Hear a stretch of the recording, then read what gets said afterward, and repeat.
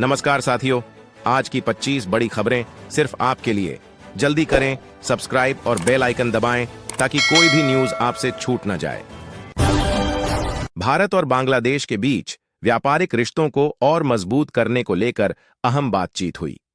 दोनों देशों के अधिकारियों ने सीमा व्यापार, कस्टम प्रक्रिया और डिजिटल भुगतान को सरल बनाने पर जोर दिया। भारत बांग्लादेश का सबसे बड़ा व्यापारिक साझेदार है और दोनों देशों के बीच व्यापार लगातार बढ़ रहा है। बैठक में छोटे व्यापारियों को राहत देने, बंदरगाहों की क्षमता बढ़ाने और परिवहन लागत कम करने पर भी चर्चा हुई। विशेषज्ञों का मानना है कि इससे दोनों देशों की अर्थव्यवस्था को लाभ मिलेगा और क्षेत्रीय सहयोग को मजबूती मिलेगी। भारत सरकार महंगाई को नियंत्रित रखने के लिए लगातार कदम उठा रही है। खासतौर पर खाद्य पदार्थों की कीमतों पर नजर रखी जा रही है। राज्यों के साथ बैठक कर सप्लाई चेन को मजबूत करने और जमाखोरी पर सख्त कार्रवाई के निर्देश दिए गए हैं। अर्थशास्त्रियों का मानना है कि यदि आवश्यक वस्तुओं की आपूर्ति सुचारू रही तो आने वाले समय में महंगाई से राहत मिल सकती है। आम जनता को उम्मीद है कि रोजमर्रा की चीजों की कीमतें स्थिर रहेंगी। अमेरिका में आगामी राष्ट्रपति चुनाव को लेकर राजनीतिक गतिविधियां तेज हो गई हैं। प्रमुख पार्टियां अपने उम्मीदवारों के समर्थन में जोरदार प्रचार कर रही हैं। महंगाई, आव्रजन नीति और विदेश नीति चुनाव के मुख्य मुद्दे बने हुए हैं। पूरी दुनिया इस चुनाव पर नजर बनाए हुए है क्योंकि इसके नतीजे वैश्विक राजनीति और अर्थव्यवस्था को प्रभावित कर सकते हैं। विश्लेषकों का कहना है कि यह चुनाव अमेरिका की भविष्य की दिशा तय करेगा। रूस और यूक्रेन के बीच जारी युद्ध को लेकर अंतर्राष्ट्रीय चिंता बनी हुई है। संयुक्त राष्ट्र और कई देशों ने संघर्ष समाप्त करने और शांति वार्ता शुरू करने की अपील की है। इस युद्ध का असर ऊर्जा बाजार, खाद्य आपूर्ति और वैश्विक अर्थव्यवस्था पर पड़ा है। भारत सहित कई देशों ने कूटनीतिक समाधान का समर्थन किया है। विशेषज्ञ मानते हैं कि लंबे समय तक युद्ध चलने से दुनिया को भारी नुकसान हो सकता है। भारत का डिजिटल भुगतान सिस्टम, खासकर यूपीआई, आज दुनिया के कई देशों के लिए उदाहरण बन चुका है। कई विदेशी देश भारत के इस मॉडल को अपनाने में रुचि दिखा रहे हैं। डिजिटल पेमेंट से लेन देन में पारदर्शिता बढ़ी है और आम लोगों को सुविधा मिली है।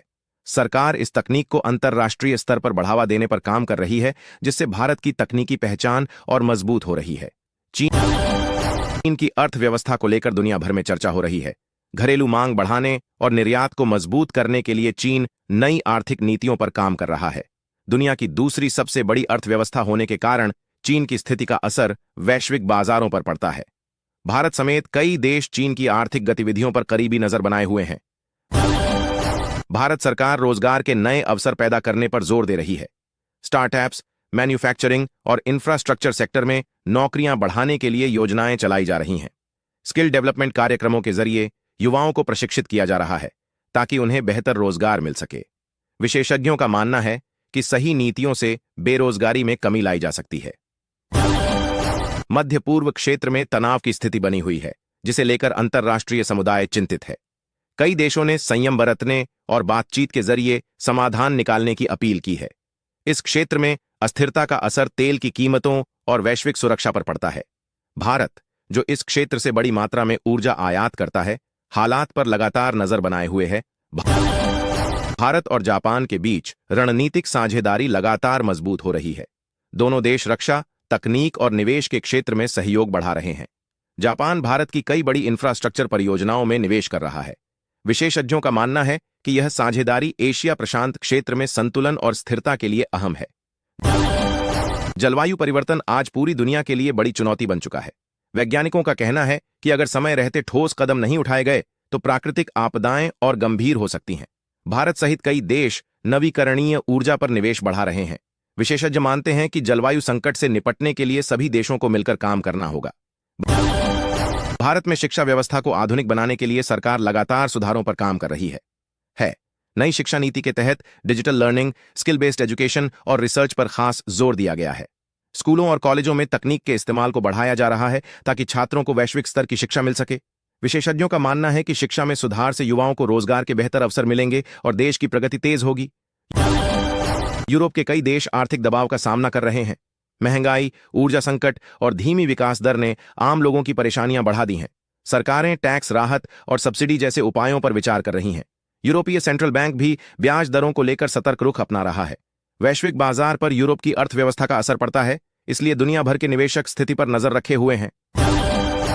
भारत में रेलवे नेटवर्क को मजबूत करने के लिए बड़े पैमाने पर निवेश किया जा रहा है। नई ट्रेनें, हाई स्पीड रेल और स्टेशन आधुनिकीकरण परियोजनाएं तेजी से आगे बढ़ रही हैं। सरकार का लक्ष्य है कि यात्रियों को सुरक्षित, तेज और आरामदायक सफर मिले। इससे व्यापार और पर्यटन को भी बढ़ावा मिलेगा। विशेषज्ञों का मानना है कि मजबूत रेलवे इंफ्रास्ट्रक्चर देश की अर्थव्यवस्था की रीढ़ साबित हो सकता है। अफ्रीका के कई देश विकास की दिशा में नए कदम उठा रहे हैं। इंफ्रास्ट्रक्चर, स्वास्थ्य और शिक्षा क्षेत्र में निवेश बढ़ाया जा रहा है। कई अंतर्राष्ट्रीय संगठन और देश अफ्रीका में विकास परियोजनाओं में सहयोग कर रहे हैं। विशेषज्ञों का मानना है कि स्थिरता और विकास से अफ्रीका वैश्विक अर्थव्यवस्था में अहम भूमिका निभा सकता है। भारत भी अफ्रीकी देशों के साथ अपने संबंध मजबूत कर रहा है। भारत का स्टार्टअप इकोसिस्टम तेजी से आगे बढ़ रहा है। युवा उद्यमी नई तकनीक और इनोवेशन के जरिए रोजगार पैदा कर रहे हैं। सरकार स्टार्टअप्स को फंडिंग, टैक्स छूट और नीति समर्थन दे रही है। इससे देश में नई कंपनियों का जन्म हो रहा है और भारत वैश्विक स्टार्टअप हब के रूप में उभर रहा है। विशेषज्ञों का कहना है कि स्टार्टअप्स 100 करोड़ रुपए से अधिक की फंडिंग प्राप्त कर रहे हैं। देश की आर्थिक ग्रोथ में अहम भूमिका निभाएंगे। लैटिन अमेरिका के कई देशों में राजनीतिक बदलाव देखने को मिल रहे हैं। नई सरकारें सामाजिक सुधार, आर्थिक स्थिरता और भ्रष्टाचार के खिलाफ कदम उठाने की बात कर रही हैं। इन बदलावों का असर क्षेत्रीय राजनीति और वैश्विक व्यापार पर भी पड़ सकता है। अंतर्राष्ट्रीय समुदाय इन घटनाओं पर नजर बनाए हुए है। विश्लेषकों का मानना है कि स्थिर राजनीति से विकास की गति तेज हो सकती है। भारत में किसानों की आय बढ़ाने और कृषि को आधुनिक बनाने पर जोर दिया जा रहा है। नई तकनीक, बेहतर बीज और सिंचाई सुविधाओं पर ध्यान दिया जा रहा है। सरकार किसानों को सीधी मदद और बाजार तक आसान पहुंच देने की कोशिश कर रही है। विशेषज्ञों का मानना है कि कृषि सुधार से ग्रामीण अर्थव्यवस्था मजबूत होगी और खाद्य सुरक्षा सुनिश्चित होगी। एशियाई देशों के बीच सुरक्षा सहयोग को लेकर बातचीत तेज हो रही है।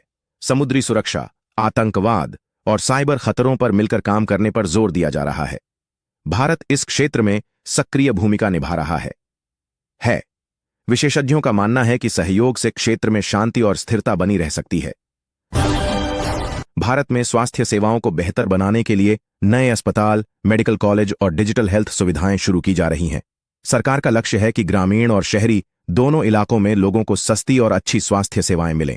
विशेषज्ञों का मानना है कि मजबूत स्वास्थ्य प्रणाली देश के विकास के लिए जरूरी है। वैश्विक शेयर बाजारों में उतार चढ़ाव बना हुआ है। ब्याज दरों, भू राजनीतिक तनाव और आर्थिक आंकड़ों का असर बाजार पर पड़ रहा है।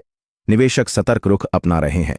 विशेषज्ञों का कहना है कि लंबी अवधि में स्थिर नीतियां बाजार को संभाल सकती हैं। भारत आत्मनिर्भर रक्षा उत्पादन पर जोर दे रहा है। स्वदेशी हथियार, उपकरण और तकनीक विकसित की जा रही हैं। इससे न सिर्फ सुरक्षा मजबूत होगी बल्कि रोजगार के नए अवसर भी पैदा होंगे। सरकार निजी कंपनियों को भी रक्षा क्षेत्र में निवेश के लिए प्रोत्साहित कर रही है।